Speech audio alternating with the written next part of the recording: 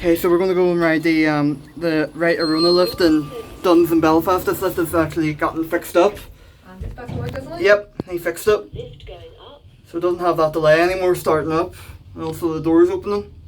And it runs very smoothly now too.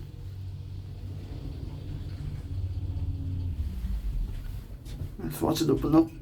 Second floor. See, no delay anymore. Head back down. Find a big difference in it. Yep. Closing. Lift going down. Definitely isn't as rough. Feels a bit of a bump there though. I know, but that's normal. Yeah. Watch the button go out. Ground floor.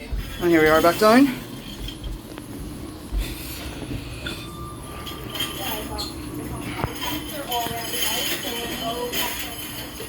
See if this thing closes.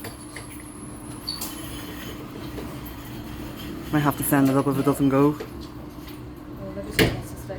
Yeah, I'll actually just end it then. Okay, that'll be it.